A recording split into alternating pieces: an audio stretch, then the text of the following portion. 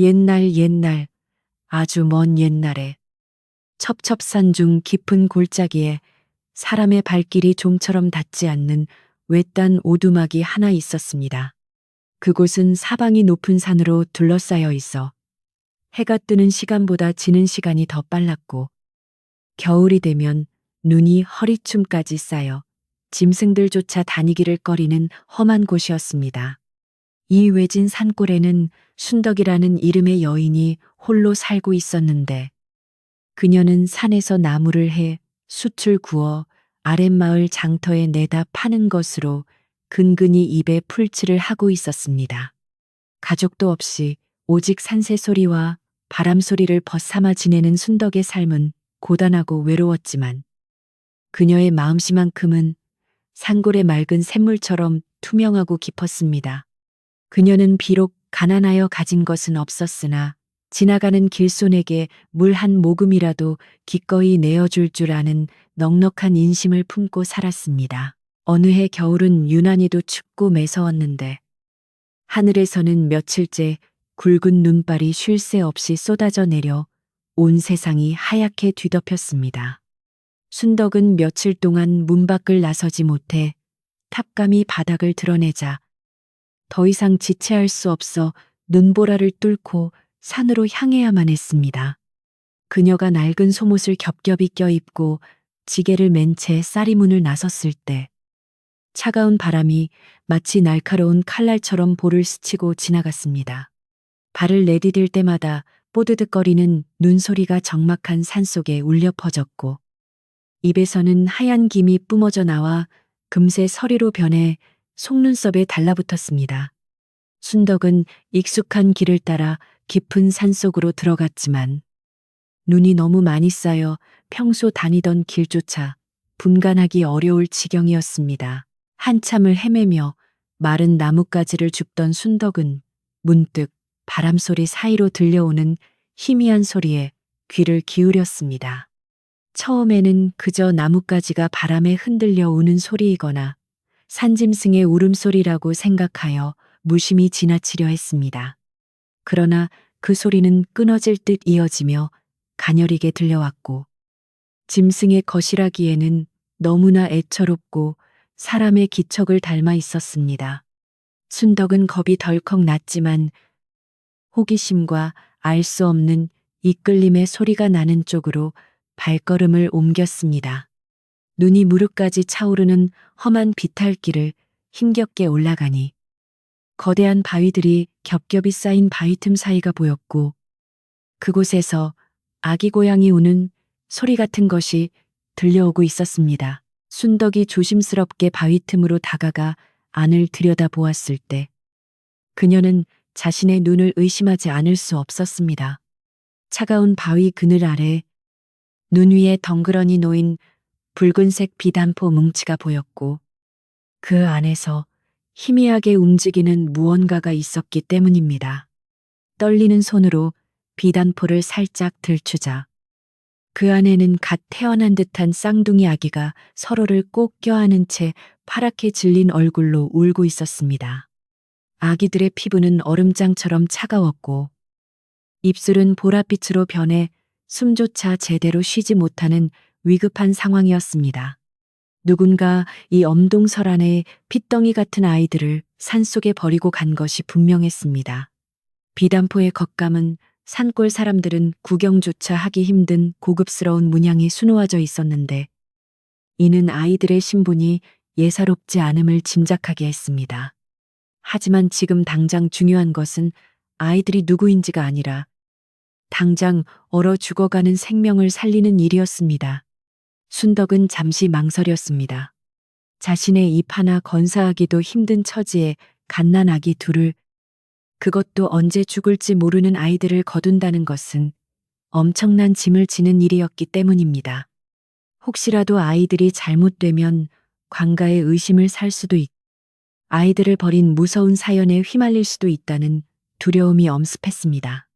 그러나 눈도 뜨지 못한 채 가쁜 숨을 몰아쉬는 아이들을 본 순간, 순덕의 가슴 속에서 뜨거운 무언가가 솟구쳐 올랐습니다. 순덕은 지게를 그 자리에 던져두고 입고 있던 겉옷을 벗어 아이들을 감쌌습니다. 자신의 체온이라도 나눠주기 위해 아이들을 가슴 깊이 품에 안고 서둘러 산을 내려오기 시작했습니다. 내려오는 길은 올라갈 때보다 몇 배는 더 험난하고 힘들었습니다. 눈보라는 점점 더 거세져 한치 앞을 분간하기 어려웠고 품에 안은 아이들이 혹여나 숨이 끊어질까봐 순덕은 쉴 새 없이 아이들의 얼굴을 확인하며 걸음을 재촉했습니다. 넘어져 무릎이 깨지고 가시에 찔려 손등에서 피가 흘렀지만 그녀는 고통을 느낄 겨를도 없이 오직 집으로 빨리 가야 한다는 일념 하나로 눈밭을 굴러 내려오다시피 했습니다. 마침내 오두막에 도착한 순덕은 서둘러 아궁이에 불을 지피고 방바닥을 따뜻하게 데웠습니다. 차갑게 식어버린 아이들의 몸을 녹이기 위해 아랫목 중에서도 가장 따뜻한 곳에 소미불을 깔고 아이들을 눕혔습니다. 그리고는 자신의 손을 비벼 열을 낸 뒤 아이들의 굳어버린 팔다리를 조심스럽게 주무르기 시작했습니다. 제발 살아다오. 제발 눈을 뜨거라. 순덕은 주문을 외우듯 간절히 속삭이며 밤새도록 아이들의 곁을 지켰습니다. 부엌에 나가 쌀을 갈아 묽은 미음을 쑤어왔지만 아이들은 입을 굳게 다문 채 받아먹지 못했습니다. 순덕은 숟가락으로 미음을 떠서 아이들의 입술을 적셔주며 끈기 있게 기다렸습니다. 시간이 얼마나 흘렀을까. 밖에서는 밤새도록 눈보라가 몰아쳤지만 방 안은 장작불의 열기로 후끈해졌습니다.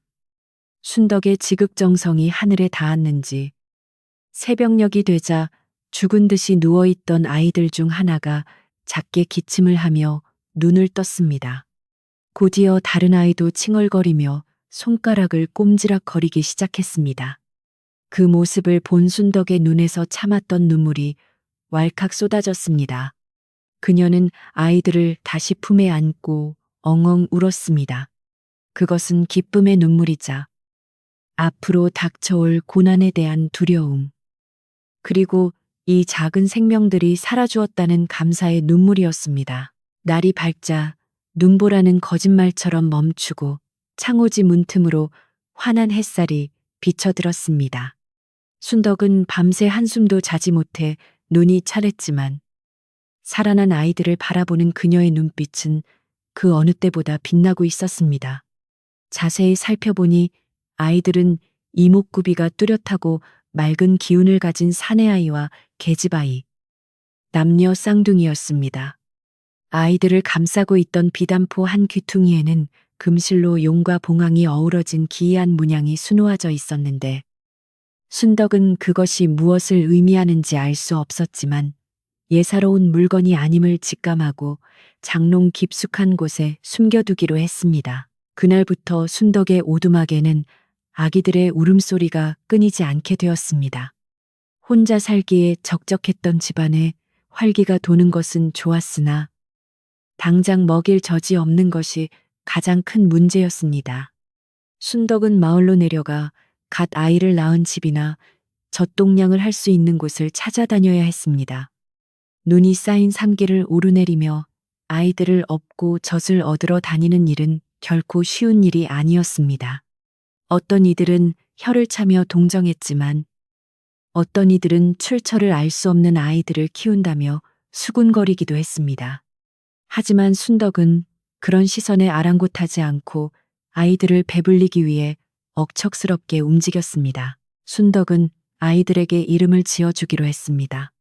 산의 아이는 산처럼 듬직하고 건강하게 자라라는 뜻에서 산이라고 지었고, 계집아이는 눈 속에서 피어난 꽃처럼 맑고 예쁘게 자라라는 뜻에서 설이라고 지었습니다.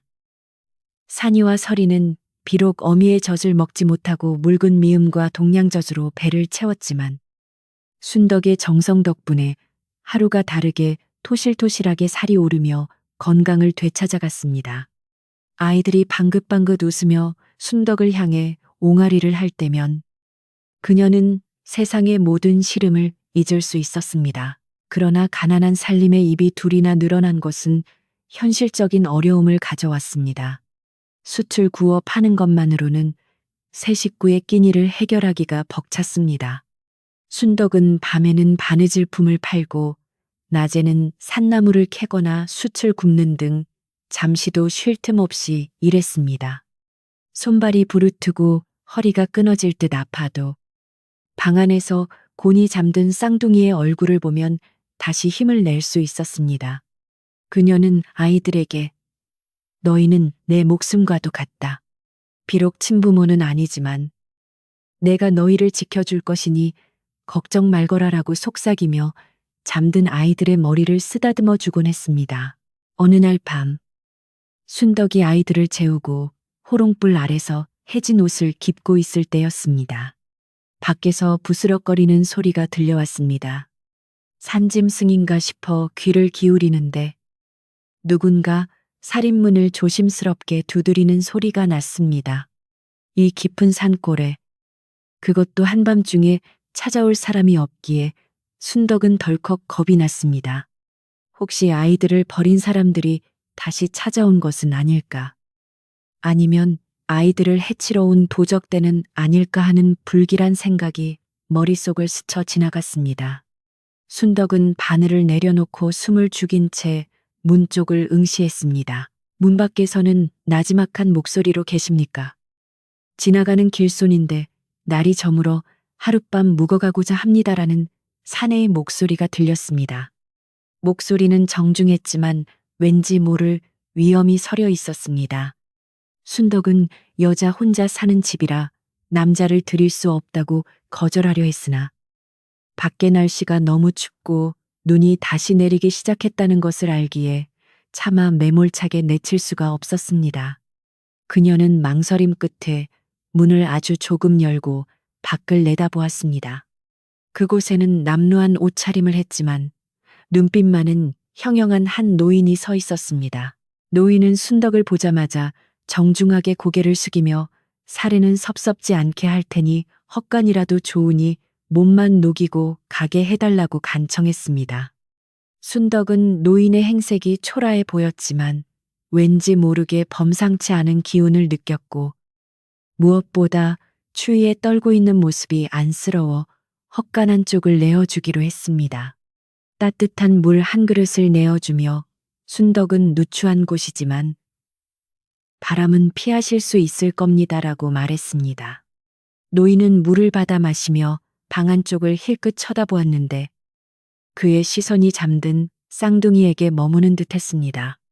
순덕은 본능적으로 몸을 움직여 문틈으로 보이는 아이들을 가렸습니다. 노인은 의미심장한 미소를 지으며 귀한 기운이 서려 있는 집이군요.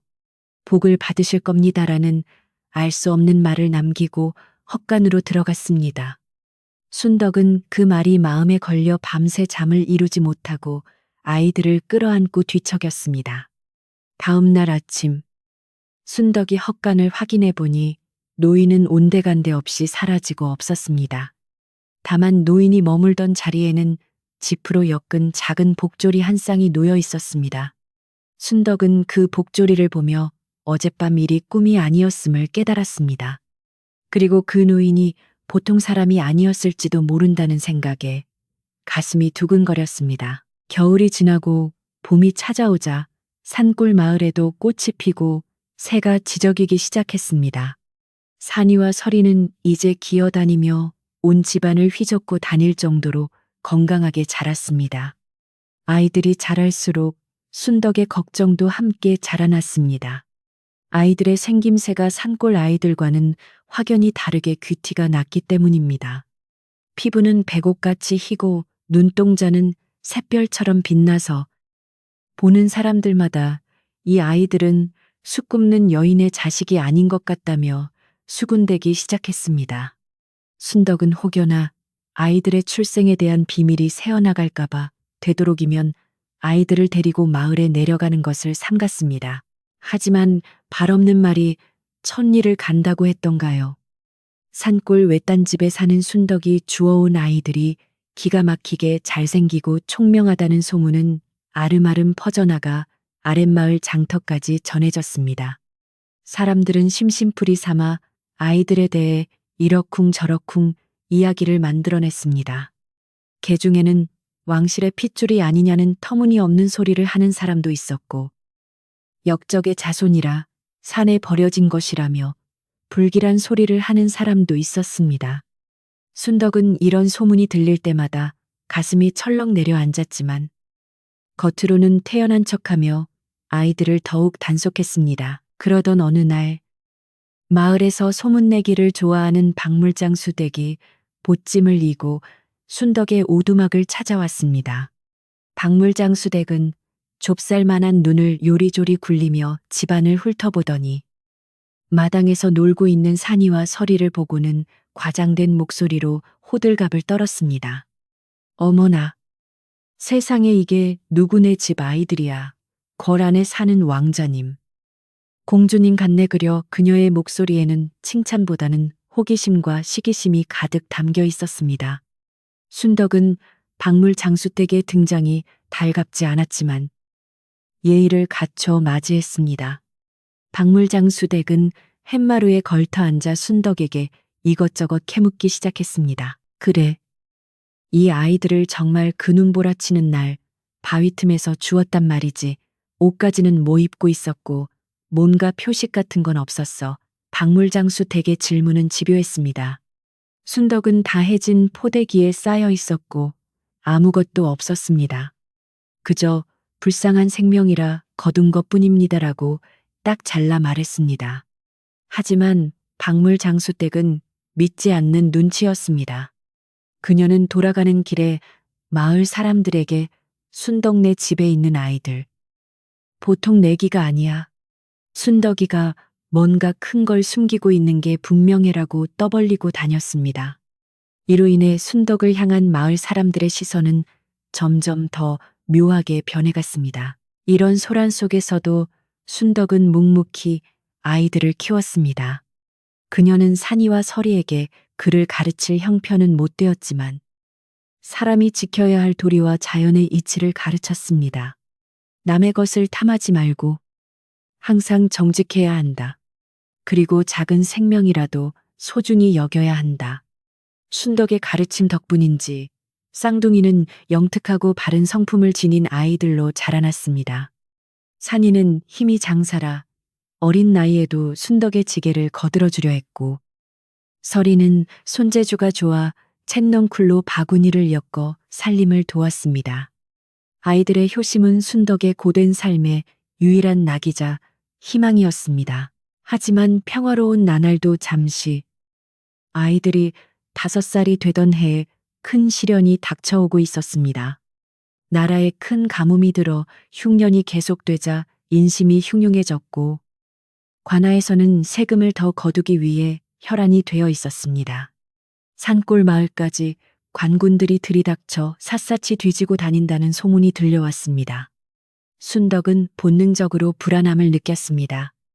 그리고 그 불안함은 단순히 세금 때문만은 아니라는 것을, 자신이 장롱 깊숙이 숨겨둔 비단포와 관련된 일일지도 모른다는 예감이 그녀를 잠 못 들게 했습니다. 어느 날 저녁, 순덕이 저녁 밥상을 차리고 있는데 산이가 뛰어들어와 숨을 헐떡이며 말했습니다.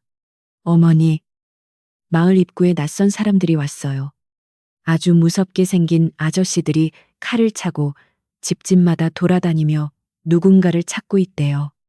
순덕의 손에서 국자가 툭 떨어졌습니다. 올 것이 왔다는 생각에 가슴이 쿵쾅거렸습니다. 그녀는 떨리는 손으로 아이들을 감싸 안으며 다짐했습니다.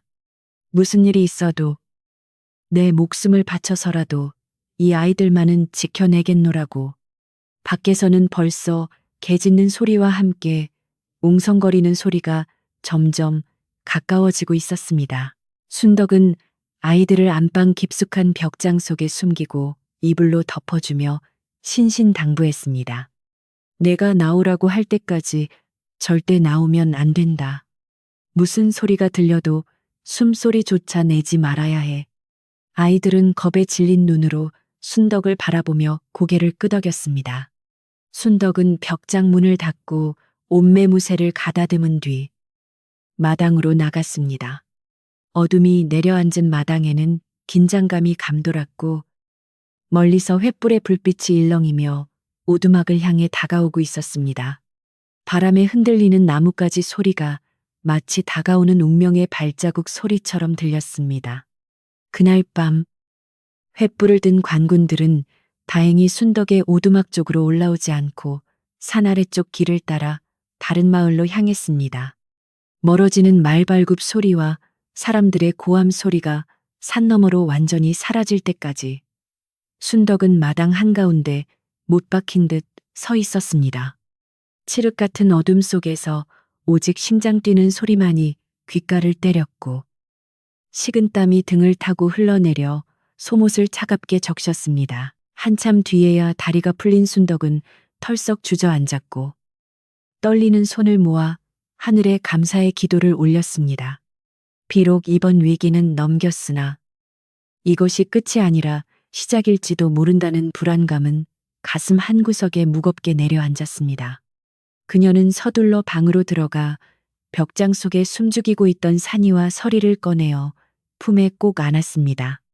영문도 모른 채 겁에 질려 있던 아이들은 어미의 따뜻한 품속에서야 비로소 안도의 숨을 내쉬며 다시 잠이 들었습니다.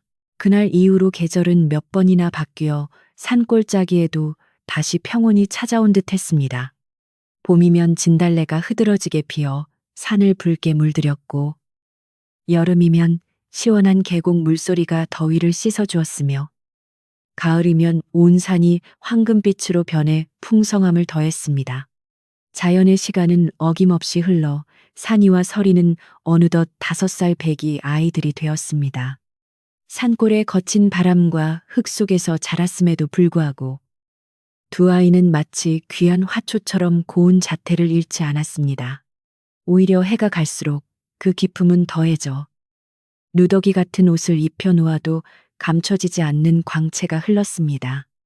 산이는 또래 아이들보다 머리 하나는 더 컸고 힘이 장사여서 무거운 장작도 번쩍번쩍 드러날랐으며 서리는 총명하기가 이를 데 없어 한 번 들은 말은 절대 잊지 않는 비상함을 보였습니다. 순덕은 아이들이 남달리 자라나는 것이 기특하고 자랑스러우면서도 한편으로는 남들의 눈에 띄게 될까봐 늘 노심초사했습니다.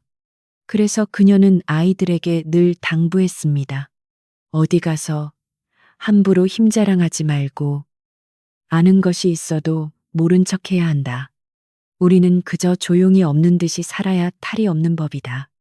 아이들은 순덕의 말을 철석같이 믿고 따랐지만 그들의 타고난 재능과 기운은 주머니 속의 송곳처럼 자꾸만 밖으로 삐져나오곤 했습니다.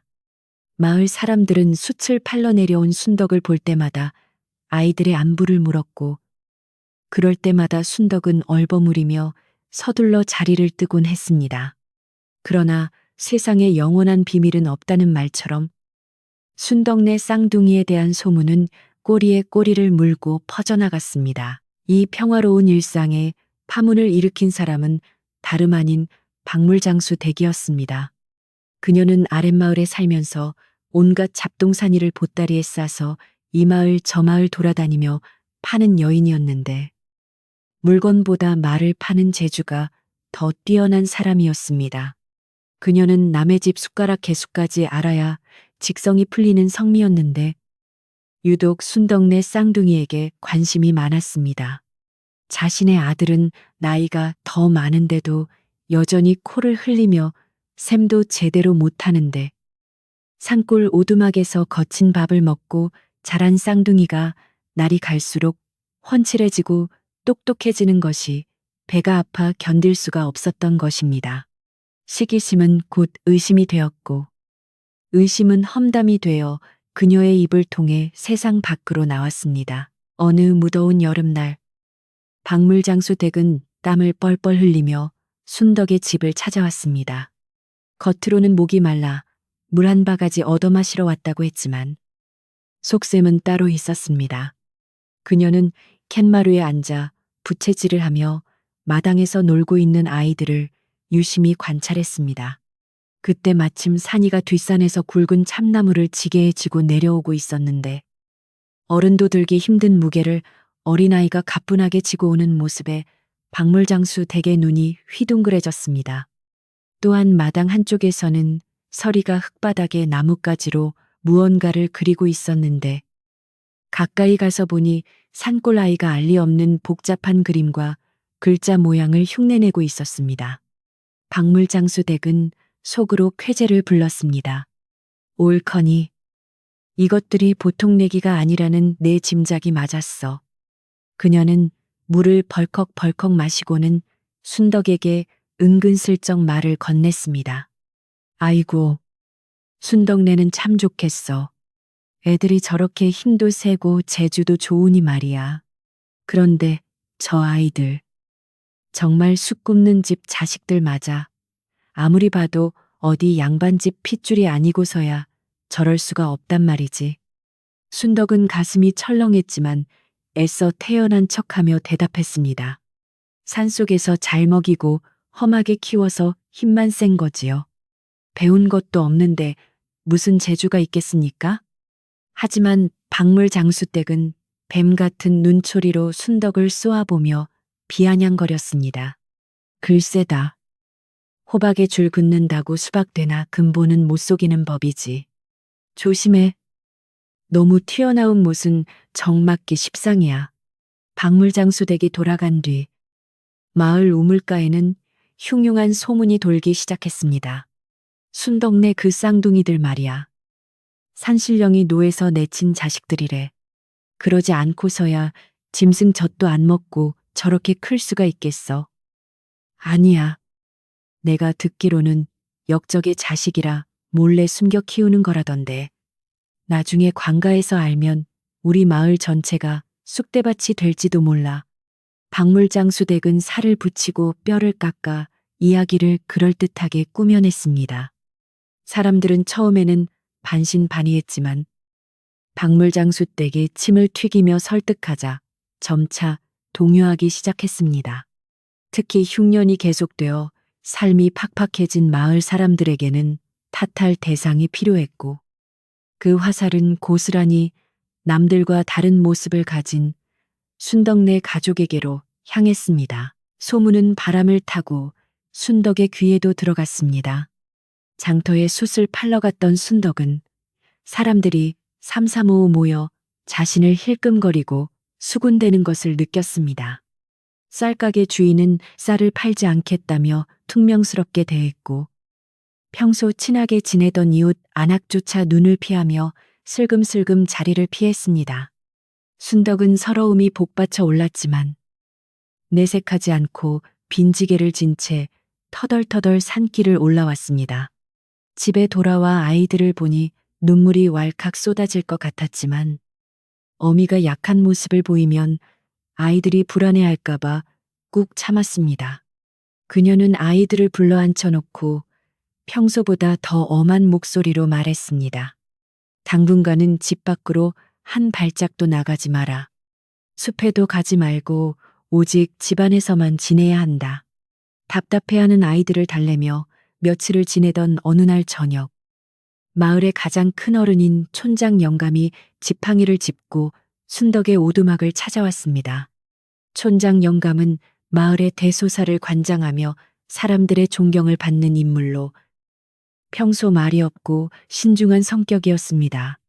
그런 그가 이 험한 산길을 직접 올라왔다는 것은 예사로운 일이 아니었습니다. 순덕은 긴장한 마음으로 촌장 영감을 맞이했습니다. 영감은 마당의 평상에 앉아 산이와 서리를 물끄러미 바라보았습니다. 아이들은 낯선 어른의 방문에도 주눅 들지 않고 예의 바르게 인사를 올렸습니다. 그 모습을 본 촌장 영감의 눈빛이 깊어졌습니다. 순덕아. 한참 만에 입을 연 촌장 영감의 목소리는 낮고 묵직했습니다. 마을에 도는 소문을 알고 있느냐? 순덕은 고개를 숙인 채 말없이 끄덕였습니다. 영감은 혀를 차며 말을 이었습니다. 사람들의 입이란 참으로 무서운 것이지. 없는 말도 만들어내고 작은 불씨를 큰 산불로 키우기도 하니까. 하지만 땐 굴뚝에 연기 날까 하는 마음들도 있어서 지금 마을 분위기가 심상치 않다. 박물장수 댁이 사람들을 선동하고 있어. 순덕은 억울함에 목이 메어 말했습니다. 어르신, 저는 그저 죽어가는 생명이 불쌍해서 거둔 죄밖에 없습니다. 이 아이들이 무슨 잘못이 있습니까? 촌장 영감은 지팡이로 땅을 툭툭 치며 말했습니다. 내 마음은 내가 안다. 하늘도 알고 땅도 알지. 허나 세상 인심이 다 내 마음 같지는 않은 게야. 특히나 지금처럼 시절이 하수상할 때는 남과 다르다는 것만으로도 죄가 될 수 있다. 그는 품에서 쌈지 하나를 꺼내 순덕의 손에 쥐어 주었습니다. 그것은 귀한 소금 한 줌과 말린 약초였습니다. 이 아이들의 기운이 예사롭지 않음을 나도 진작부터 느끼고 있었다. 필시 큰 인물이 되거나 큰 사단이 날 운명을 타고난 개지. 내 한마디 충고하마. 바람이 거세게 불 때는 납작 엎드려야 부러지지 않는다. 당분간은 숨소리도 내지 말고 죽은 듯이 지내거라. 그리고 혹시라도 관아에서 사람이 나오거든 무조건 모른다고 잡아떼야 한다. 촌장 영감이 돌아간 뒤 밤은 더욱 깊고 어두웠습니다. 순덕은 아이들을 재우고 홀로 부엌에 앉아 아궁이의 불꽃을 바라보았습니다. 타닥타닥 타오르는 불꽃 속에서 지난 5년의 세월이 주마등처럼 스쳐 지나갔습니다.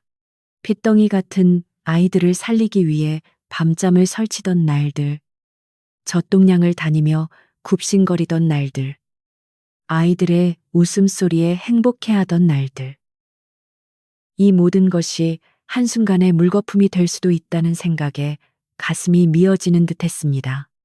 내가 과연 끝까지 이 아이들을 지킬 수 있을까? 혹시 내가 아이들의 앞길을 막고 있는 것은 아닐까 하는 자책감마저 들었습니다. 하지만 그때마다 순덕은 마음을 다잡았습니다. 누가 뭐래도 나는 이 아이들의 어미다. 내 뼈가 부서지는 한이 있어도 이 둥지를 지킬 것이다. 하지만 시련은 예고 없이 찾아오는 법입니다. 촌장 영감이 다녀간 지 며칠 지나지 않아 순덕은 집 주변에서 낯선 인기척을 느끼기 시작했습니다. 밤이면 누군가 살인문 밖을 서성이는 소리가 들렸고 아침에 일어나 보면 담장 밑에 누군가 밟고 지나간 발자국이 남아있기도 했습니다. 박물장수 댁이 보낸 사람들이 감시를 하는 것인지 아니면 더 무서운 존재들이 찾아온 것인지 알 수 없었습니다. 순덕은 밤마다 낫을 머리맡에 두고 잠을 청했고 작은 소리에도 소스라치게 놀라 깨곤 했습니다. 산이와 설이도 어미의 불안을 느꼈는지 더 이상 밖에 나가 놀겠다고 조르지 않고 방 안에서 서로의 손을 꼭 잡고 지냈습니다. 그러던 어느 날 산이가 조심스럽게 순덕에게 물었습니다. 어머니, 왜 사람들은 우리를 싫어하나요? 우리가 남들과 달라서 그런가요? 순덕은 가슴이 덜컥 내려앉았습니다. 어린 것들이 벌써 세상의 차가운 시선을 느끼고 상처받았다는 사실이 너무나 아팠습니다. 그녀는 산이와 서리를 품에 안고 부드럽게 말해주었습니다. 아니다. 아가야. 사람들이 너희를 싫어하는 게 아니라 너희가 너무 특별해서 시기하는 거란다. 보석은 돌멩이들 사이에 있으면 더 빛나는 법이지. 그 빛이 너무 눈부셔서 사람들이 눈을 찡그리는 것뿐이야. 너희는 아무 잘못이 없다. 그러니 기죽지 말거라.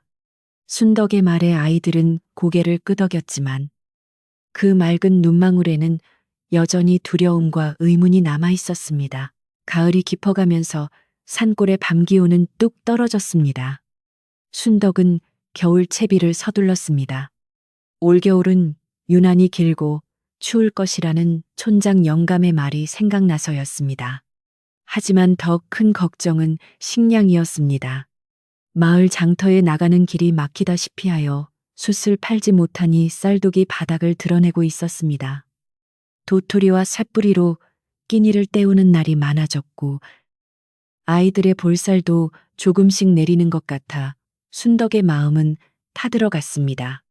굶주림보다 더 무서운 것은 고립감이었습니다. 마을 전체가 순덕네를 외면하고 적대시하는 분위기 속에서 그들은 마치 바다 한가운데 떠 있는 조각배처럼 외롭고 위태로웠습니다. 그러던 중 결정적인 사건이 발생했습니다. 찻감을 구하러 산에 갔던 산이가 토끼를 쫓다가 그만 마을 사람들이 신성시하는 성황당 근처까지 가게 된 것입니다. 산이는 호기심에 성황당 돌탑 위에 올려진 오색 천을 만져보았는데 이를 마침 산을 내려오던 박물장수 댁이 목격하고 말았습니다. 그녀는 마치 큰 건수라도 잡은 듯 마을로 달려가 고래고래 소리를 질렀습니다. 그 재수 없는 아이가 성황당을 더럽혔어. 산신령님이 노하실 거야. 우리 마을에 큰 재앙이 닥칠 거라고. 이 말은 순식간에 마을 사람들의 공포심을 자극했고 그동안 쌓여있던 불안과 불만이 폭발하는 기폭제가 되었습니다. 사람들은 웅성거리며 촌장 영감의 집 마당으로 몰려들었습니다. 당장 그 아이들을 내쫓아야 합니다. 그 집을 불태워야 부정을 씻을 수 있습니다. 격앙된 목소리들이 오고 갔습니다. 박물 장수댁은 사람들 사이를 누비며 더욱 부채질을 했습니다. 내 말이 맞지 않소. 그 아이들은 태생부터가 불길하다니까요. 5년 전 그 눈보라 치던 날 귀신이 씌어서 온 게 분명해요. 촌장 영감은 사람들을 진정시키려 애썼지만 이미 공포에 질린 사람들의 귀에는 아무 말도 들리지 않았습니다. 성난 군중의 분노는 걷잡을 수 없이 커져만 갔고 그 화살 끝은 산속 외딴 집 순덕의 오두막을 향해 조준되고 있었습니다. 같은 시각 순덕은 산이에게 자초지종을 듣고 얼굴이 하얗게 질렸습니다. 아이가 한 행동은 그저 철없는 장난이었지만 지금의 상황에서는 목숨을 위협하는 빌미가 될 수 있음을 직감했기 때문입니다. 그녀는 서둘러 짐을 챙기기 시작했습니다. 옷가지 몇 벌과 남은 식량을 보따리에 싸면서 손이 덜덜 떨렸습니다. 이 밤중에 아이들을 데리고 어디로 가야 할지 막막했지만 앉아서 당할 수만은 없었습니다. 얘들아, 우리 잠시 여행을 떠나자. 아주 멀리, 아무도 우리를 모르는 곳으로. 순덕은 애써 웃으며 말했지만 목소리는 물기에 젖어 있었습니다. 하지만 그들이 짐을 다 싸기도 전에 멀리서 횃불의 무리가 산길을 따라 올라오는 것이 보였습니다. 마치 뱀이 산을 타고 기어오르는 것처럼 구불구불 이어지는 불빛의 행렬은 공포 그 자체였습니다. 순덕아, 나와라. 당장 그 요물들을 내놓아라. 사람들의 고함 소리가 메아리쳐 들려왔습니다. 순덕은 아이들을 등 뒤로 숨기며 문고리를 단단히 잡았습니다. 더 이상 피할 곳은 없었습니다. 그녀는 입술을 깨물며 결연한 표정을 지었습니다. 이제는 말로 해결할 수 있는 단계가 아님을, 목숨을 건 싸움이 시작되었음을 그녀는 직감했습니다. 차가운 밤바람이 문풍지를 세차게 흔들며 울부짖었고 다가오는 발자국 소리는 순덕의 심장을 조여왔습니다. 마당까지 들이닥친 마을 사람들의 횃불 때문에 순덕의 집은 대낮처럼 환해졌습니다. 박물장수 댁이 맨 앞에 서서 삿대질을 하며 소리쳤습니다. 전현이 문을 걸어 잠그고 있다. 어서 끌어내. 험악한 분위기 속에서 몇몇 장정들이 몽둥이를 들고 살인문을 부술듯이 두드려댔습니다. 순덕은 벽장에 숨겨둔 그 비단포를 꺼내 품에 안았습니다. 만약에 사태가 벌어지면 이것으로 아이들의 신분을 밝혀야 할지도 모른다는 마지막 희망을 걸어보기로 했습니다. 하지만 그것이 오히려 더 큰 화를 부를지도 모른다는 두려움 또한 떨칠 수 없었습니다. 오두막을 포위한 사람들의 그림자가 창호지 문 위에 어른거리고 아이들의 거친 숨소리가 방안을 가득 채우는 절체절명의 순간이었습니다. 쌀이문이 삐거덕 소리를 내며 열리자 마당을 가득 메운 마을 사람들의 시선이 일제히 한 곳으로 쏠렸습니다. 문을 열고 나온 것은 두려움에 떨고 있는 여인이 아니라 단호한 눈빛을 한 어머니. 순덕이었습니다. 그녀의 등 뒤에는 겁에 질린 산이와 서리가 어미의 치맛자락을 꼭 붙잡고 숨어 있었습니다. 횃불의 붉은 불빛이 순덕의 얼굴을 일렁이게 비추었지만 그녀는 조금도 물러서지 않고 마을 사람들을 똑바로 응시했습니다. 그 당당한 기세에 고래고래 소리를 지르던 박물장수 댁조차 순간 움찔하며 뒷걸음질 쳤습니다. 순덕은 평소에 조용하고 순박하던 모습은 온데간데 없이 새끼를 지키려는 어미 호랑이처럼 매서운 기운을 내뿜고 있었습니다. 무슨 일이십니까? 밤이 깊었는데 이 무슨 소란입니까? 순덕의 목소리는 떨리지 않았습니다. 오히려 그 차분함이 흥분한 사람들을 더욱 당황하게 만들었습니다. 박물 장수댁이 다시 기세를 올리며 앞으로 나섰습니다. 내 인연 시침이 떼지 마라. 네 아들 녀석이 우리 마을의 수호신인 성황당을 더럽히지 않았느냐. 그 때문에 산신령님이 노하셔서 마을에 재앙이 닥칠 판이다. 당장 그 요물들을 데리고 이 마을을 떠나라. 그녀의 선동에 몇몇 사람들이 동조하며 소리쳤습니다. 맞아, 떠나라. 재수옴 붙기 전에 썩 꺼져라. 험악한 욕설과 함께 돌멩이 하나가 날아와 순덕의 발치에 툭 떨어졌습니다. 순덕은 눈 하나 깜짝하지 않고 말했습니다. 5살 배기 아이입니다. 호기심에 돌멩이 하나 만진 것이 죽을 죄란 말입니까? 그리고 가뭄이 든 것이 어찌 아이 탓입니까? 하늘이 무심한 것을 왜 힘없는 아이에게 뒤집어 씌우려 하십니까? 순덕의 논리, 정연한 반박에 사람들은 웅성거렸습니다. 사실 그들도 알고 있었습니다. 아이의 장난이 가뭄의 원인이 될 수는 없다는 것을. 하지만 팍팍한 삶의 분풀이 대상이 필요했고 박물장수 댁이 그 멍석을 깔아주었기에 휩쓸려 온 것뿐이었습니다.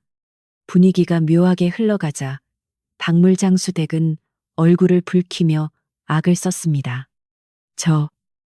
저 말대꾸하는 꼴 좀 보소. 근본도 모르는 것을 거둬줬더니 은혜를 원수로 갚네. 마을 땅에 굴러들어와 사는 주제에 어디서 큰 소리야. 그때 침묵을 지키던 촌장 영감이 군중을 해치고 앞으로 걸어 나왔습니다. 영감의 표정은 무겁고 어두웠습니다. 그는 지팡이로 땅을 쿵 찍으며 소란을 잠재웠습니다. 다들 그만두시오. 영감의 호통에 사람들은 조용해졌습니다. 촌장 영감은 순덕을 바라보며 나직이 말했습니다.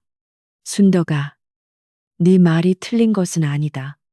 허나 민심이라는 것이 한번 요동치면 걷잡을 수 없는 법이다. 이미 마을 사람들의 마음이 너희에게서 떠났다. 내 힘으로도 더 이상 막아주기가 어렵구나. 영감은 잠시 말을 멈추더니 한숨을 내쉬며 덧붙였습니다. 오늘 밤은 내가 사람들을 돌려보내겠다. 하지만 내일 날이 밝는 대로 짐을 싸서 이곳을 떠나거라. 그것이 너와 아이들이 사는 길이다. 촌장 영감의 말은 사실상의 추방 명령이었습니다. 순덕은 입술을 깨물며 고개를 숙였습니다. 촌장 영감이 사람들을 설득해 횃불을 끄고 산을 내려가게 하자 오두막 주변은 다시 칠흑 같은 어둠과 정적에 휩싸였습니다. 멀어지는 사람들의 발자국 소리를 들으며 순덕은 그 자리에 주저앉았습니다. 긴장이 풀리자 온몸이 사시나무 떨듯 떨려왔습니다. 산이와 서리가 울먹이며 순덕의 품으로 파고들었습니다. 어머니, 우리가 잘못했어요. 우리 때문에 어머니가. 아이들의 말에 순덕은 가슴이 미어지는 것 같았습니다. 그녀는 아이들을 끌어안고 눈물을 삼키며 말했습니다. 아니다. 너희 잘못이 아니야. 우리가 떠나면 그만이다. 세상은 넓으니 우리 세 식구 살 곳 하나 없겠느냐. 그날 밤 순덕은 한숨도 자지 못했습니다. 날이 밝으면 정든 오두막을 떠나야 했기에 짐을 꾸려야 했습니다. 손때 묻은 살림살이를 하나둘 정리하며 그녀는 하염없이 눈물을 흘렸습니다. 낡은 장롱문을 열고 깊숙이 숨겨두었던 비단포를 꺼냈습니다. 금실로 수놓아진 용과 봉황의 문양은 어둠 속에서도 은은한 빛을 발하고 있었습니다. 5년 전 눈보라치던 산속에서 아이들을 감싸고 있던 이 비단포. 순덕은 이것을 볼 때마다 아이들이 평범한 신분이 아님을 느꼈지만 동시에 이것이 언젠가 큰 화를 부를지도 모른다는 생각에 두려웠습니다. 이 물건의 주인이 누구인지, 아이들이 왜 버려졌는지 알 수만 있다면. 순덕은 답답한 마음에 비단포를 가슴에 품고 기도를 올렸습니다. 제발 이 아이들을 지켜달라고, 부디 살기를 열어달라고. 새벽닭이 울기도 전 순덕은 아이들을 깨워 옷을 입혔습니다. 따뜻한 밥 한 끼라도 먹여보내고 싶어 남은 쌀을 탈탈 털어 밥을 지었습니다. 아이들은 영문도 모른 채 졸린 눈을 비비며 숟가락을 들었지만 어미의 침통한 표정을 보고는 밥을 제대로 넘기지 못했습니다. 많이 먹어둬라. 길을 떠나면 언제 또 밥을 먹을 수 있을지 모른다. 순덕의 목소리는 잠겨 있었습니다. 아침 안개가 자욱하게 낀 산골 마을은 평화로워 보였지만 그 평화는 곧 깨질 살얼음판과 같았습니다. 짐을 다 꾸리고 마당에 나섰을 때 멀리서 닭 울음소리와 함께 마을 쪽에서 웅성거리는 소리가 들려왔습니다. 생각보다 빨리 사람들이 몰려오고 있었습니다. 박물장수 댁은 어젯밤보다 더 많은 사람들을 이끌고 나타났습니다. 이번에는 몽둥이뿐만 아니라 낙과 디까지 든 장정들도 섞여 있었습니다. 그녀는 마치 개선장군이라도 된 양 위풍당당하게 앞장서며 소리쳤습니다. 아직도 안 떠나고 뭉기적거리고 있어. 내 이럴 줄 알았지 얘들아. 짐을 다 밖으로 집어 던져라. 저 오두막을 헐어버려야 마을에 든 애군이 사라진다. 그녀의 지시에 건장한 청년들이 살인문을 발로 차 부수고 마당으로 들이닥쳤습니다. 순덕은 아이들을 등 뒤로 숨기며 필사적으로 막아섰습니다. 제 발로 나가겠습니다. 아이들이 놀라니 제발 이러지 마세요. 그녀의 절규에도 불구하고 사람들은 광기에 사로잡혀 세간살이를 마당으로 집어 던지기 시작했습니다. 항아리가 깨지고 솥단지가 굴러다니는 아수라장 속에서 산이가 울음을 터뜨리며 앞으로 뛰쳐나가려 했습니다. 우리 어머니 괴롭히지 마세요. 나쁜 사람들. 5살 아이의 외침은 공허하게 흩어졌습니다. 박물장수댁은 비웃으며 산이를 밀쳐 넘어뜨렸습니다. 어린 놈이 눈을 부라리는 것 좀 봐. 싹수가 노랗다니까. 넘어진 산이의 무릎에서 피가 배어나왔고 이를 본 순덕은 이성을 잃고 박물장수 댁에게 달려들었습니다. 내 자식에게 손대지 마라. 두 여인이 뒤엉켜 실랑이를 벌이자 마당은 순식간에 난장판이 되었습니다. 촌장 영감이 말려보려 했지만 역부족이었습니다. 그때였습니다. 마을 입구 쪽에서 천지를 뒤흔드는 듯한 굉음이 들려왔습니다. 그것은 수십 마리의 말이 한꺼번에 달리는 말발굽 소리였고 진과 북을 울리는 소리였습니다. 싸우던 사람들도 물건을 부수던 청년들도 모두 동작을 멈추고 소리가 나는 쪽을 바라보았습니다. 산골 마을에서는 평생 한 번 듣기도 힘든 거대하고 웅장한 소리였습니다. 이게 무슨 소리야? 산이 무너지는 건가? 사람들이 웅성거리며 두려움에 떨었습니다. 잠시 후 안개를 뚫고 마을 어귀에 나타난 것은 깃발을 앞세운 거대한 행렬이었습니다. 가장 앞선 기수는 황금색 용이 그려진 깃발을 높이 들고 있었고 그 뒤로 번쩍이는 갑옷을 입은 무사들이 말을 타고 줄지어 들어왔습니다. 그들의 위용은 실로 대단하여 보는 것만으로도 오금이 저릴 지경이었습니다. 무사들의 허리에는 시퍼런 칼이 차여 있었고 말들은 거친 숨을 몰아쉬며 위압적인 자태를 뽐냈습니다. 산골 마을 사람들은 태어나서 관군조차 제대로 본 적이 없는 터라. 왕실의 친위대인 금군 진군의 등장은 그야말로 마른 하늘의 날벼락 같은 충격이었습니다. 촌장 영감은 사색이 되어 바닥에 납작 엎드렸고 다른 사람들도 영문을 모른 채 허둥지둥 귀를 터주며 고개를 숙였습니다. 행렬의 중앙에는 화려하기 그지없는 가마 하나가 있었는데 4마리의 말이 끌고 있었으며 지붕에는 봉황 장식이 달려 있어 그 주인이 지엄한 신부님을 짐작하게 했습니다.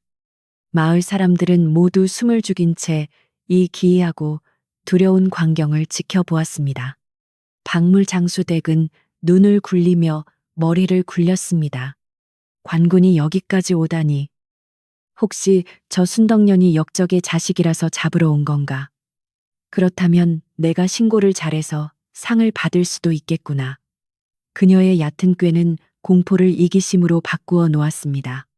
그녀는 헝클어진 머리를 대충 정리하고 앞으로 나서려 했습니다. 행렬은 마을 입구에서 멈추지 않고 좁은 산길을 따라 순덕의 오두막 쪽으로 향하기 시작했습니다.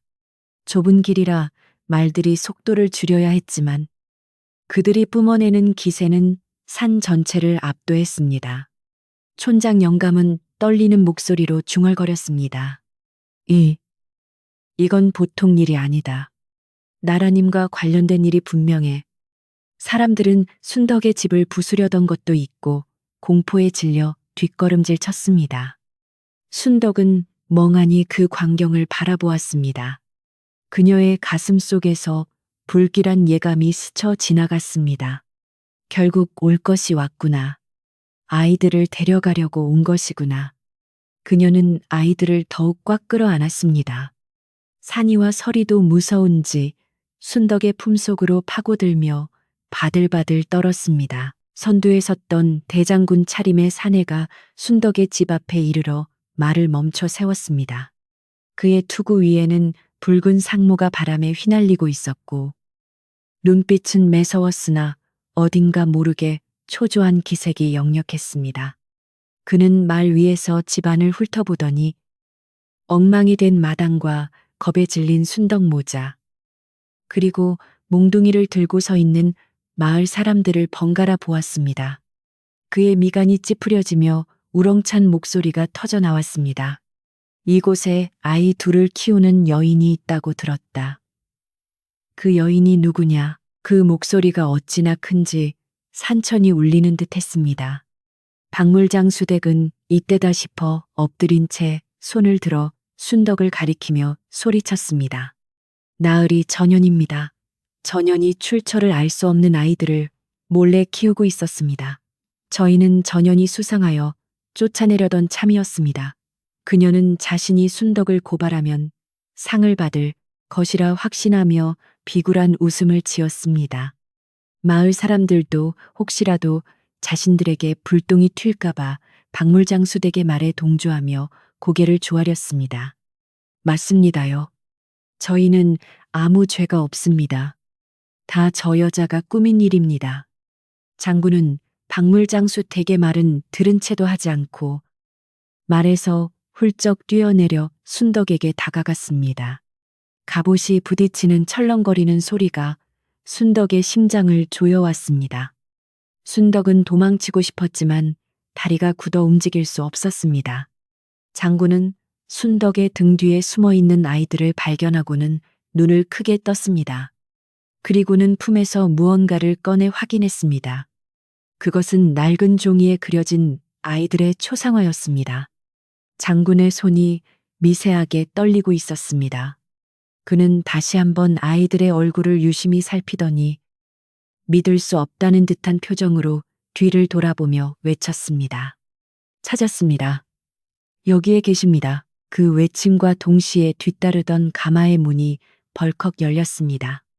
가마에서 내린 사람은 비단 관복을 입은 중년의 사내와 화려한 당의를 입은 귀부인이었습니다.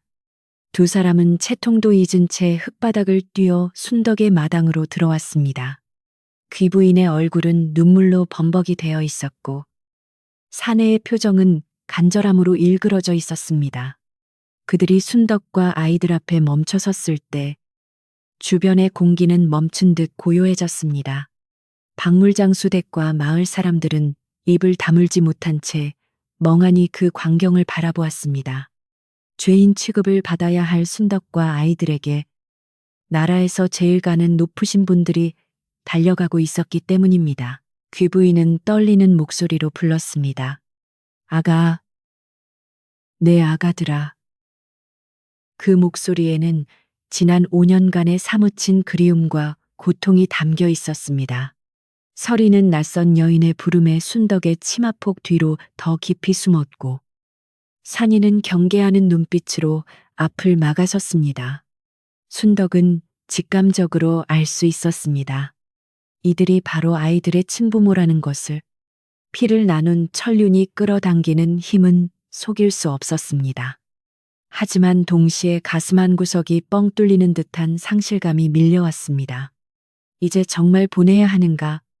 그때 장군이 순덕에게 정중하게 물었습니다. 부인, 혹시 5년 전 겨울 이 아이들을 발견했을 때 지니고 있던 물건이 있습니까? 붉은 비단포 같은 건 말입니다. 순덕은 떨리는 손으로 품속에 간직하고 있던 비단포를 꺼내 들었습니다. 햇살을 받아 금실 문양이 반짝이자 귀부인은 비명을 지르며 그 자리에 주저앉았습니다. 맞습니다. 제가 직접 수놓은 강보입니다. 하늘이시여. 감사합니다. 귀부인은 오열하며 땅을 쳤고 중년의 사내는 하늘을 우러러보며 눈물을 흘렸습니다. 그 모습을 지켜보던 박물장수댁의 얼굴은 백지장처럼 하얗게 질려버렸습니다. 자신이 요물이라고 욕하고 내쫓으려던 아이들이 실은 지체 높은 왕실의 핏줄이었다니. 그것도 모르고 관군 앞에서 아이들을 욕보였으니 이제 자신의 목숨은 파리 목숨이나 다름없게 된 것입니다. 그녀는 공포에 질려 뒷걸음질치다 흙바닥에 엉덩방아를 대섰습니다. 마을 사람들 또한 사색이 되어 벌벌 떨기는 마찬가지였습니다. 그들은 자신들이 저지른 짓이 얼마나 엄청난 일인지 그제야 깨닫기 시작했습니다. 순덕의 오두막 마당은 이제 단순한 시골집 마당이 아니라 운명이 뒤바뀌는 역사의 현장이 되어 있었습니다. 순덕은 멍하니 서서 울고 있는 친부모와 어리둥절한 아이들을 번갈아 보았습니다. 5년 전 죽어가던 핏덩이들을 품에 안았던 그 밤부터 갖은 멸시와 가난 속에서도 웃음을 잃지 않았던 지난 날들이 주마등처럼 스쳐 지나갔습니다. 내 아이들인 줄 알았는데 잠시 맡아기른 하늘의 선물이었구나. 순덕의 눈에서 참았던 눈물이 볼을 타고 흘러내렸습니다. 그것은 안도감과 슬픔, 그리고 말로 다 할 수 없는 복잡한 감정이 뒤섞인 눈물이었습니다. 이제 모든 진실이 밝혀질 시간이 다가오고 있었습니다. 용가마의 주인, 아이들의 진짜 신분, 그리고 왜 아이들이 산속에 버려져야 했는지에 대한 이야기가 풀리기 직전이었습니다. 마당에 흐르는 침묵은 숨막힐 듯 무거웠으나 그 속에는 폭풍이 지나간 뒤의 고요함과는 다른 뜨거운 감정이 소용돌이치고 있었습니다. 비단 옷을 입은 귀부인은 흙바닥에 무릎을 꿇은 채 산이와 서리의 얼굴을 어루만지며 하염없이 눈물을 쏟아냈습니다. 아이들은 낯선 여인의 손길이 어색하여 몸을 움츠렸지만 그 손끝에서 전해지는 따스한 온기와 떨림이 결코 남이 아님을 본능적으로 느끼고 있었습니다. 중년의 사내는 젖은 눈으로 순덕을 바라보며 깊이 고개를 숙였습니다. 나라의 지엄한 왕족이 산골 안악에게 허리를 굽히는 모습에 숨죽여 지켜보던 관군들도 공포에 질린 마을 사람들도 모두 경악을 금치 못했습니다. 사내의 입에서는 고맙습니다. 정말 고맙습니다. 이 은혜를 어찌 다 갚겠습니까? 라는 말이 끊임없이 흘러나왔습니다. 사내는 자신을 도성에서 온 진성대군이라 밝혔습니다. 5년 전 조정의 간신배들이 득세하여 영모를 꾸몄을 때 왕실의 종친들이 큰 화를 입을 뻔한 일이 있었습니다. 그때 대군 부부는 갓 태어난 쌍둥이 남매를 살리기 위해 충직한 유모의 품에 안겨 급히 피신시켰습니다. 그러나 그날 밤 기록적인 폭설이 내렸고 뒤를 쫓던 자객들을 따돌리는 과정에서 유모와 아이들의 행방이 묘연해졌습니다. 훗날 영모가 진압되고 간신들이 처단된 뒤 대군이 백방으로 수소문했으나 눈 속에서 유모의 시신만 발견되었을 뿐 아이들의 흔적은 찾을 수 없었습니다. 부부는 아이들이 짐승의 먹이가 되었거나 얼어 죽었을 것이라 생각하며 지난 5년을 지옥 같은 고통 속에서 살아왔던 것입니다. 우리는 아이들이 세상을 떠난 줄로만 알고 매년 제사를 지내왔습니다. 헌데 지난 겨울 이곳을 지나던 내 스승님께서 기이한 이야기를 전해주시더군요. 대군은 순덕을 바라보며 말했습니다. 순덕은 그제야 지난 겨울밤 하룻밤 묵어가며 복조리를 남기고 갔던 그 노인을 떠올렸습니다. 그 노인은 단순한 길손이 아니라 대군의 스승이자 당대 최고의 학자였던 것입니다. 노인은 아이들의 기품 있는 모습과 순덕이 숨기려 했던 비단포의 존재를 눈치채고 대군에게 이 산골 마을에 잃어버린 핏줄이 살아있을지도 모른다는 희망을 전했던 것입니다. 그 말을 들은 대군은 한달음에 달려왔고 마침내 기적처럼 아이들을 다시 만나게 된 것이었습니다. 이야기를 듣고 난 순덕은 다리에 힘이 풀려 주저앉고 말았습니다. 자신이 지난 5년간 품어온 아이들이 이토록 귀한 분들이었다니. 그리고 그토록 가슴 아픈 사연이 있었다니. 그녀는 산이와 서리를 꼭 끌어안으며 흐느꼈습니다. 아가, 너희는 버려진 아이들이 아니었어. 부모님이 너희를 얼마나 찾았는지, 아니 너희는 축복받은 아이들이야. 순덕의 말에 서리가 울음을 터뜨리며 순덕의 품을 파고들었습니다. 싫어요. 어머니, 우리 보내지 마세요. 어머니랑 살 거예요. 산이 또한 눈물을 뚝뚝 흘리며 대군 부부를 경계하는 눈빛으로 쏘아보았습니다. 낳은 정보다 기른 정이 더 무섭다는 말이 실감나는 순간이었습니다. 귀부인은 그 모습에 가슴이 찢어지는 듯했으나 아이들을 지켜준 순덕에 대한 고마움이 더 컸기에 차마 다가가지 못하고 입을 틀어막은 채 오열했습니다. 감동적인 재회의 순간이 어느 정도 진정되자 대군의 눈빛이 매섭게 변하여 마당 한쪽에 엎드려 있는 마을 사람들을 향했습니다. 특히 박물장수댁은 사시나무 떨듯 떨며 땅에 머리를 박고 있었습니다. 대군은 우렁찬 목소리로 호통을 쳤습니다. 내 스승님께 듣자 하니 너희가 이 은인과 아이들을 핍박하고 쫓아내려 했다더구나.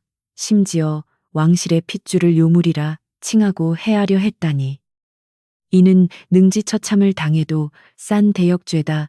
대군의 말이 떨어지자마자 호위무사들이 칼을 빼들고 앞으로 나섰습니다. 서슬퍼런 칼날이 햇빛을 받아 번뜩이자 마을 사람들은 살려주십시오.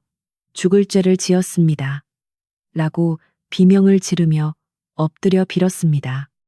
오줌을 지리는 사람도 있었고 기절하는 안악도 있었습니다. 박물장수 댁은 엉금엉금 기어나와 대군의 발치에 매달렸습니다.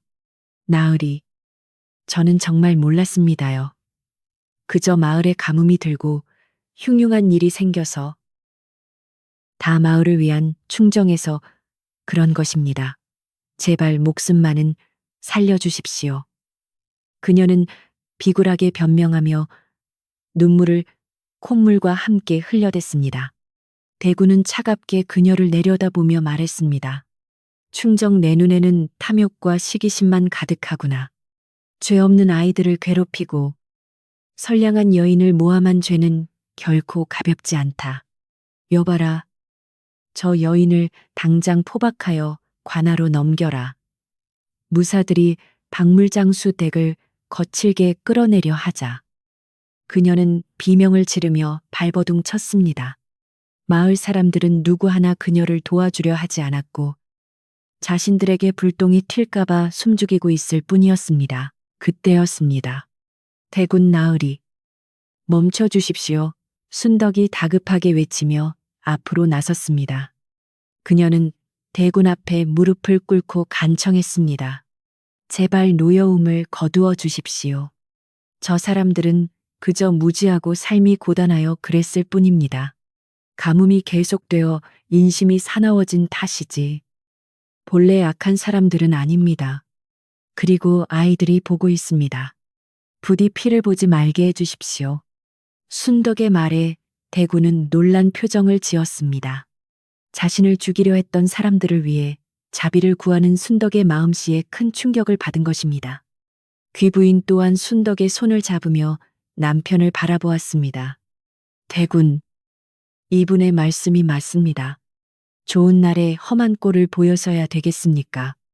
대군은 한참 동안 순덕과 마을 사람들을 번갈아 보다가 길게 한숨을 내쉬며 칼을 거두라는 신호를 보냈습니다. 그리고는 엄한 목소리로 말했습니다. 이 여인의 덕망이 너희의 목숨을 구했다. 하지만 죄가 없는 것은 아니다. 대군은 박물장 수댁을 노려보며 판결을 내렸습니다. 너는 입으로 짓는 죄가 얼마나 무거운지 알아야 한다. 너는 이 마을에서 더 이상 살 수 없다. 지금 당장 짐을 싸서 떠나되 평생 남의 말을 옮기지 말고 참회하며 살아라. 만약 다시 한번 혀를 놀려 남을 해하려 한다면 그때는 용서치 않을 것이다. 그리고 마을 사람들에게는 너희는 이 집을 엉망으로 만든 죄를 씻어야 한다. 당장 부서진 문을 고치고 깨진 항아리를 채워라. 그리고 앞으로 순덕과 아이들에게 진 빚을 평생 갚으며 살도록 해라. 대군의 명령은 추상 같았습니다. 박물 장수댁은 목숨을 건진 것만으로도 감지덕지하여 연신 절을 올리고는 쥐구멍이라도 찾듯 황급히 사라졌습니다. 마을 사람들은 안도의 한숨을 내쉬며 감사합니다. 나으리 감사합니다. 순덕 아지매를 외쳤습니다. 그들은 누가 시키지 않아도 서둘러 흩어져 집을 고칠 도구와 새 세간살이를 가져오기 시작했습니다. 방금 전까지만 해도 순덕의 집을 부수려던 손길들이 이제는 죄책감과 고마움을 담아 집을 보수하는 손길로 바뀌었습니다. 순덕은 그 모습을 보며 씁쓸하면서도 다행이라는 생각에 가슴을 쓸어내렸습니다. 비로소 마당에 감돌던 살기가 사라지고 다시금 평온한 기운이 찾아오기 시작했습니다. 어느덧 해가 뉘엿뉘엿 넘어가고 있었습니다.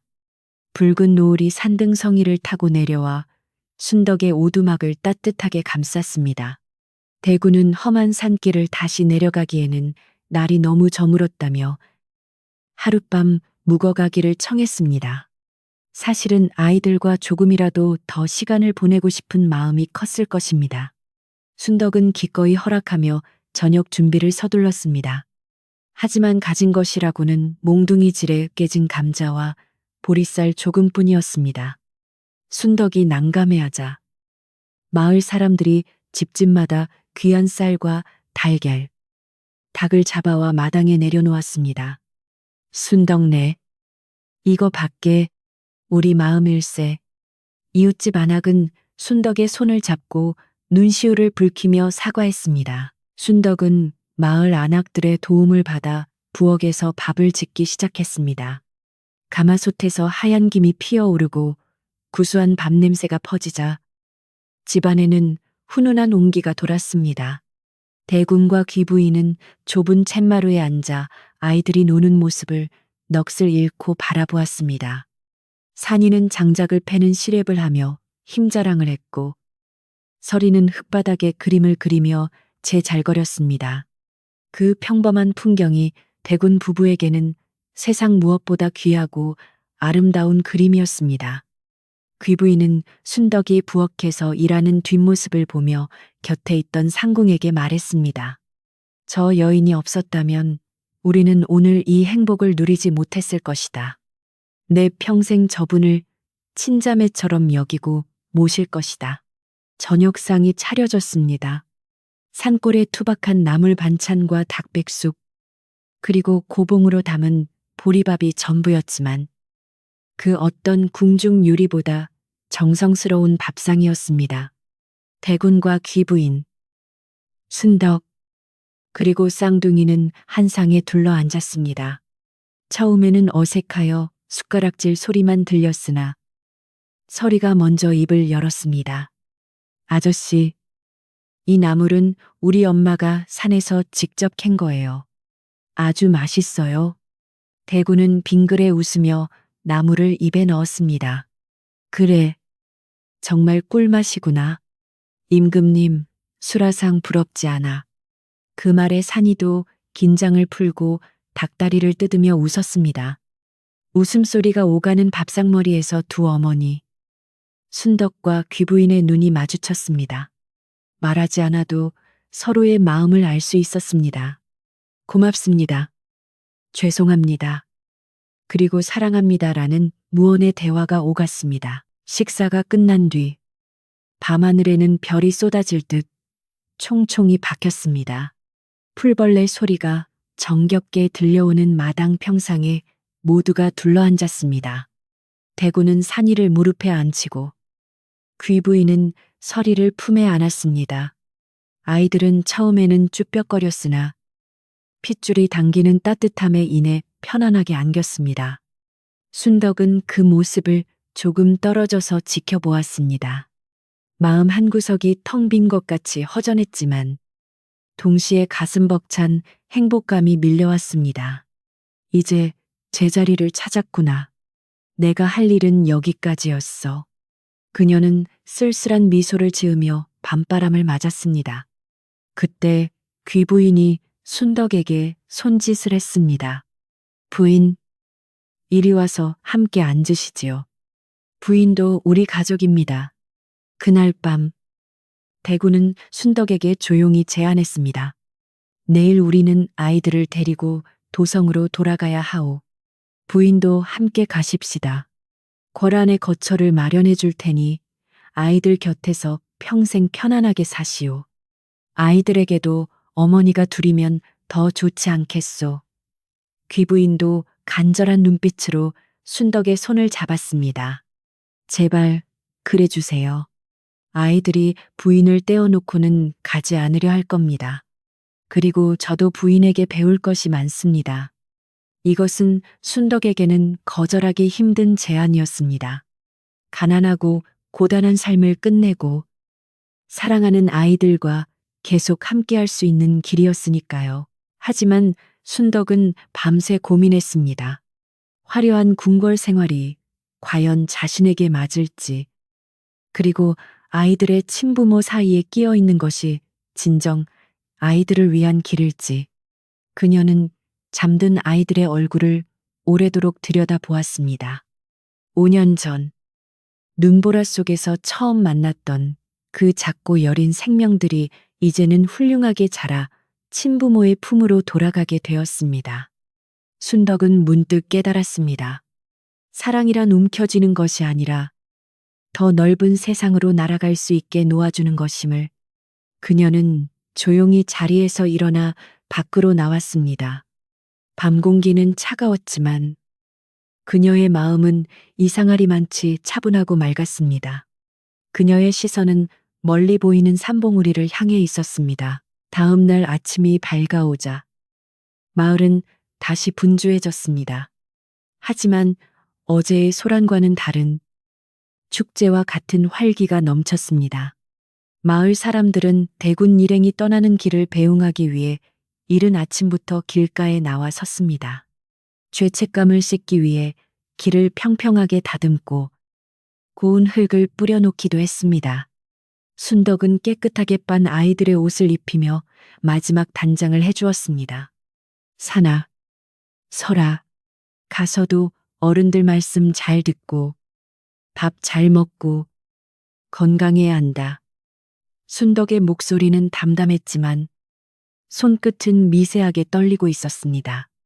아이들은 무언가 이상한 낌새를 챘는지 불안한 눈으로 순덕을 올려다보았습니다. 어머니도 같이 가는 거지요. 가마 타고 같이 가는 거지요. 서리가 순덕의 치맛자락을 잡고 물었습니다. 순덕은 아이의 눈높이에 맞춰 앉으며 부드럽게 미소 지었습니다. 나는 이곳에 남을 거란다. 내 집은 여기고 내 삶도 여기 있단다. 너희는 너희가 있어야 할 곳으로 가는 거야. 아이들이 울음을 터뜨리려 하자 순덕은 단호하게 고개를 저었습니다. 울지 마라. 너희는 이제 대군의 자식이다. 씩씩하게 웃으며 가야 어머니가 마음이 편하겠지. 귀부인이 다가와 아이들을 달래며 순덕에게 미안함과 존경의 눈빛을 보냈습니다. 대군은 순덕의 굳은 결심을 꺾을 수 없음을 알고 고개를 끄덕였습니다. 대신 대군은 순덕에게 약속했습니다. 부인의 뜻이 정 그렇다면 강요하지 않겠소. 허나 내 이 마을과 부인을 절대 잊지 않을 것이오. 부인이 이 산골에 살아도 부족함이 없도록 할 것이며 아이들이 언제든 부인을 찾을 수 있도록 길을 열어두겠소. 순덕은 깊이 절을 올리며 감사를 표했습니다. 드디어 이별의 시간이 다가왔습니다. 화려한 가마와 호위무사들이 줄을 지어섰고 마을 사람들은 땅에 엎드려 대군을 배웅했습니다. 산이와 서리는 가마에 오르면서도 자꾸만 뒤를 돌아보며 어머니를 불렀습니다. 순덕은 마당 입구에 서서 손을 흔들어 주었습니다. 눈물이 앞을 가려 시야가 흐려졌지만 그녀는 끝까지 웃는 얼굴을 보여주려 애썼습니다. 가마 행렬이 멀어지고 산모퉁이를 돌아보이지 않게 될 때까지 순덕은 그 자리에 서 있었습니다. 아이들의 울음소리가 바람결에 희미해지자 비로소 참았던 눈물이 봇물 터지듯 쏟아져 나왔습니다. 텅 빈 마당. 아이들의 웃음소리가 사라진 집은 너무나 고요하고 쓸쓸했습니다. 하지만 그 쓸쓸함은 절망이 아니었습니다. 제 몫을 다한 사람만이 느낄 수 있는 숭고한 허전함이었습니다. 순덕은 소매로 눈물을 닦고 집 안을 둘러보았습니다. 마을 사람들이 고쳐놓은 문짝, 가득 채워진 쌀독, 그리고 대군이 남기고 간 두둑한 재물이 보였습니다. 이제 그녀는 혼자였지만 결코 혼자가 아니었습니다. 그녀의 가슴 속에는 평생 꺼지지 않을 두 개의 별, 산이와 서리가 빛나고 있었기 때문입니다. 용가마의 행렬이 남기고 간 흙먼지가 가라앉고 요란했던 말발굽 소리가 산 너머로 완전히 사라지자 마을에는 다시금 깊은 정막이 찾아왔습니다. 순덕은 텅 빈 마당 한가운데에 한참을 망부석처럼 서서 아이들이 떠난 길을 하염없이 바라보았습니다. 방금 전까지만 해도 어머니를 부르며 울던 아이들의 목소리가 귓가에 쟁쟁하게 맴돌아 뒤를 돌면 금방이라도 산이가 장작을 패고 서리가 치맛자락을 붙잡을 것만 같았습니다. 그러나 눈을 돌려 바라본 곳에는 아이들이 가지고 놀던 몽당연필과 흙장난을 하던 흔적만이 덩그러니 남아있어 가슴 한구석이 베인 듯 시리고 아려왔습니다. 이것은 자식을 떠나보낸 어미만이 느낄 수 있는 숭고한 고통이자 동시에 그들이 제자리를 찾아갔다는 안도감에서 오는 복잡한 슬픔이었습니다. 순덕은 떨리는 손으로 마당에 흩어진 아이들의 흔적을 하나둘 줍기 시작했습니다. 서리가 예쁘게 엮어 만든 꽃반지, 산이가 깎아 만든 나무칼, 그 작은 물건 하나하나에 지난 5년의 추억이 고스란히 담겨 있었습니다.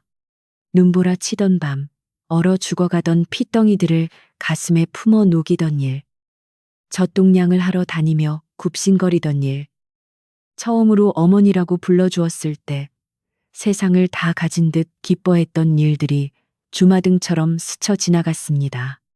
순덕은 물건들을 가슴에 꼭 품고 오열했습니다.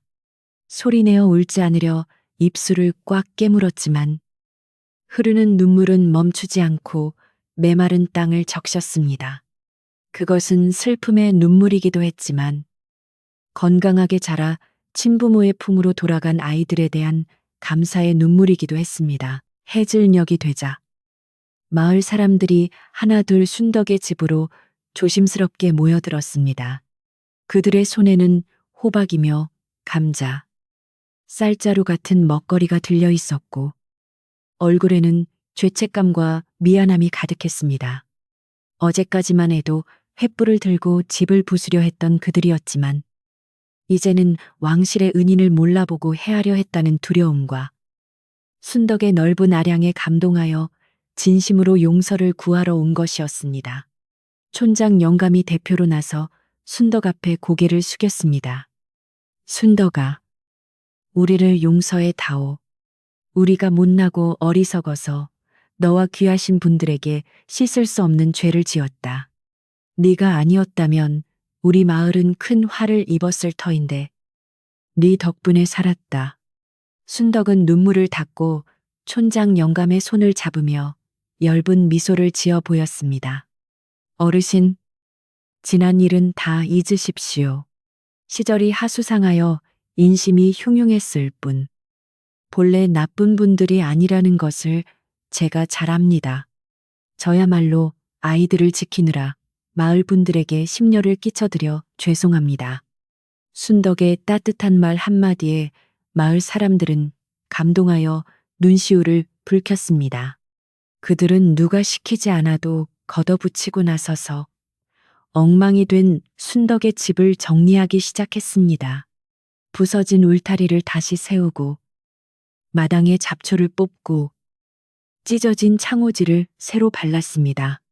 마을 사람들의 부산한 움직임 속에 순덕의 집은 예전보다 더 정갈하고 단단한 모습으로 변해갔습니다.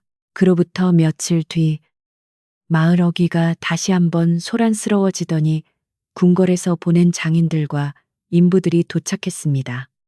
그들은 대군의 명을 받아 순덕이 살 새 집을 짓기 위해 온 사람들이었습니다. 대군은 약속을 지켰습니다. 순덕이 산골을 떠나지 않겠다고 하자 그녀가 사는 곳을 불편함이 없도록 고쳐주기로 한 것입니다. 인부들은 낡은 오두막 옆 양지 바른 터에 털을 닦고 질 좋은 소나무와 황토를 가져와 집을 짓기 시작했습니다. 뚝딱거리는 망치 소리와 톱질 소리가 산골짜기에 울려 퍼졌지만 그것은 소음이 아니라 희망과 축복의 소리였습니다. 마을 사람들도 일손을 거들며 자신의 집을 짓는 것처럼 기뻐했습니다. 순덕은 그 광경을 보며 아이들이 보내온 선물인 양 가슴이 벅차올랐습니다. 계절이 바뀌어 찬바람이 불기 시작할 무렵 마침내 번듯한 기와집이 완성되었습니다. 산골 마을에는 어울리지 않을 만큼 훌륭하고 기품 있는 집이었지만 화려하기보다는 단아하고 소박한 멋이 있어 순덕의 성품과 잘 어울렸습니다.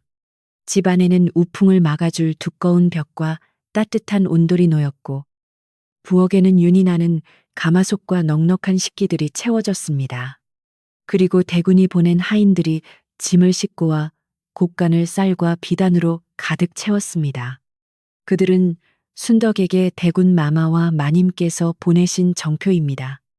평생 편안하게 지내시옵소서라고 전하며 큰절을 올렸습니다.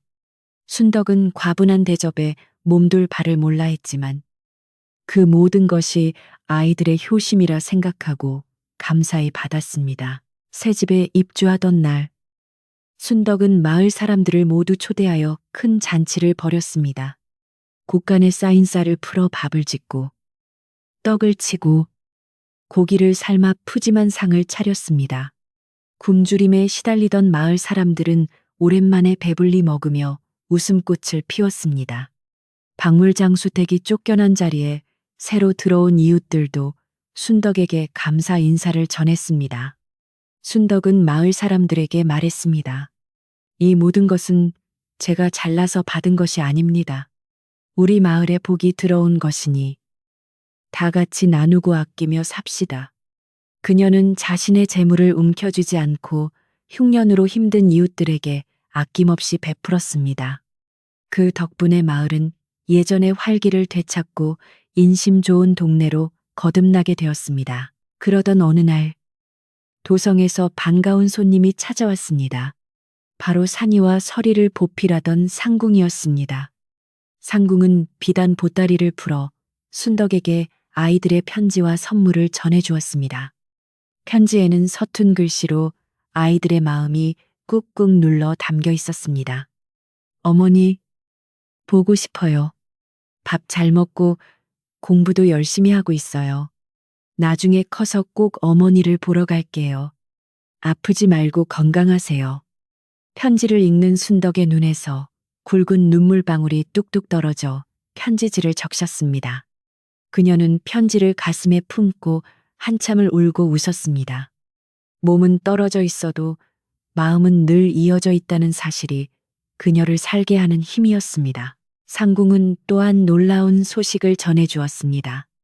임금님께서 순덕의 이야기를 전해 들으시고 그녀의 공로를 치하하여 정경 부인의 버금가는 명예로운 칭호를 내리셨다는 것입니다. 비록 신부는 평민이나 왕실의 자손을 살린 공은 그 무엇과도 바꿀 수 없는 큰 덕행이라 하여 온 나라의 귀감이 되게 하신 것입니다. 또한 순덕이 사는 마을을 쌍둥이 마을이라 부르고 세금을 감면하여 마을 사람들이 평안하게 살도록 조치해 주셨습니다. 이 소식을 들은 마을 사람들은 만세를 부르며 순덕을 업고 덩실덩실 춤을 추었습니다. 순덕은 이제 단순한 이웃이 아니라 마을의 수호신과도 같은 존재가 되었습니다. 세월은 유수와 같이 흘러 어느덧 10년이라는 시간이 지났습니다. 순덕의 머리에는 희끗희끗한 서리가 내렸고 얼굴에는 주름이 늘었지만 그 온화한 미소는 여전했습니다. 그녀는 여전히 그 기와집에서 홀로 지내며 마을 아이들을 불러 글을 가르치고 예절을 가르치는 일로 소일했습니다. 그녀의 가르침을 받은 아이들은 하나같이 반듯하고 예의 바르게 자라나 인근 마을에서도 순덕에게 자식을 맡기려 줄을 설 정도였습니다. 순덕은 아이들을 볼 때마다 멀리 있는 산이와 서리를 떠올리며 세상 모든 아이가 귀하고 사랑스러운 존재임을 가르쳤습니다. 그녀의 집 마당은 언제나 아이들의 웃음소리로 가득 찼고 그것이 순덕에게는 가장 큰 기쁨이었습니다. 그동안 산이와 서리도 무럭무럭 자라 훌륭한 청년과 숙녀가 되었습니다. 산이는 무예와 학식을 겸비한 듬직한 왕족이 되어 나라의 국방을 든든히 지키는 장군이 되었고 서리는 지혜롭고 자애로운 성품으로 백성들의 존경을 받는 옹주가 되었습니다. 그들은 1년에 한 번 눈이 내리는 날이면 어김없이 순덕을 찾아왔습니다.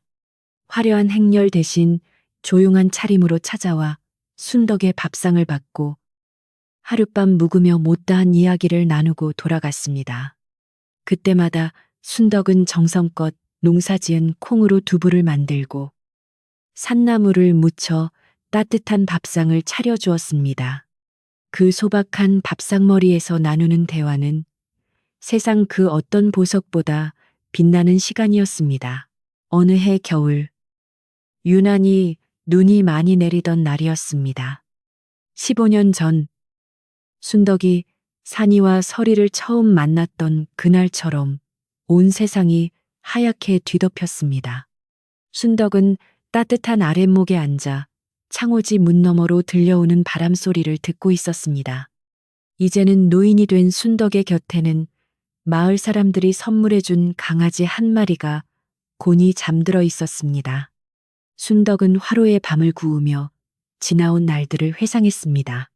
가난하고 외로웠던 시절, 운명처럼 찾아온 아이들, 그리고 그 아이들을 지키기 위해 싸웠던 날들, 이별의 아픔과 재회의 기쁨, 그 모든 순간이 주마등처럼 스쳐 지나가며 한 폭의 아름다운 그림으로 완성되는 듯 했습니다. 참으로 좋은 인생이었다. 순덕은 혼잣말처럼 중얼거렸습니다. 가진 것 하나 없던 산골 여인이 왕실의 자손을 키워내고 마을의 존경을 받으며 이토록 평온한 노후를 보낼 수 있다는 것은 하늘이 내린 축복이 아니고서는 설명할 수 없는 일이었습니다. 그녀는 욕심을 버리고 사랑을 베풀었기에 더 큰 사랑을 받을 수 있었음을 깨달았습니다. 문 밖에는 눈이 소복이 쌓여가는 소리가 들리고 방 안에는 군밤 익는 구수한 냄새와 따뜻한 온기가 가득했습니다. 순덕은 자리에서 일어나 부엌으로 나갔습니다. 오늘 밤은 왠지 따뜻한 된장찌개가 먹고 싶어졌기 때문입니다.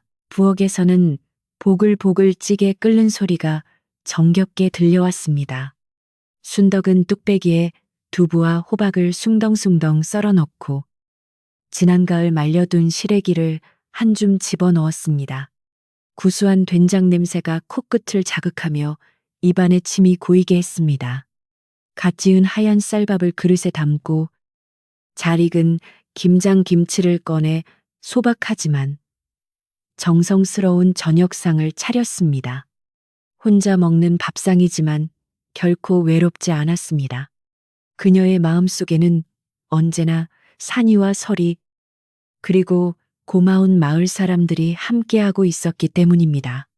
숟가락을 들어 뜨거운 국물을 한 모금 넘기자 따뜻한 기운이 온몸으로 퍼져나가며 얼었던 몸과 마음을 녹여주었습니다. 저녁을 먹고 난 뒤 순덕은 캔마루에 나와 밤하늘을 올려다보았습니다. 눈이 그치고 구름이 걷힌 밤하늘에는 보름달이 휘영청 밝게 떠 있었습니다. 달빛이 눈 덮인 산과 마을을 비추어 마치 은가루를 뿌려놓은 듯 반짝였습니다. 순덕은 두 손을 모아 달님에게 기도를 올렸습니다. 비나이다. 비나이다. 우리 산이와 설이 그리고 대군 마마와 마님 마을 사람들 모두 아프지 않고 행복하게 살게 해주십시오.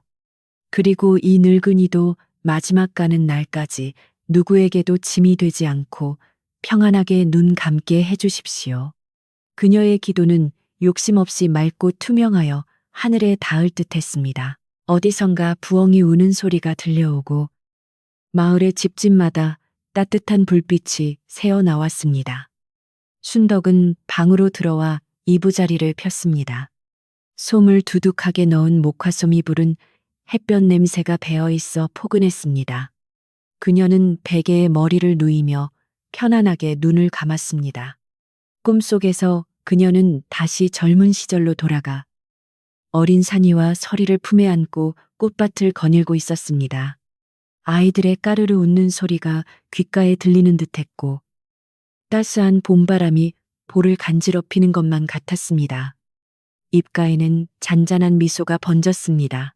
그렇게 순덕은 행복한 꿈을 꾸며 깊은 잠에 빠져들었습니다. 밖에는 여전히 하얀 눈이 소리 없이 내리고 있었지만 순덕의 방 안은 세상 그 어느 곳보다 따뜻하고 평화로웠습니다. 선한 마음으로 지은 복은 언젠가 반드시 돌아온다는 옛말처럼 순덕의 삶은 아름다운 마침표를 향해 가고 있었습니다.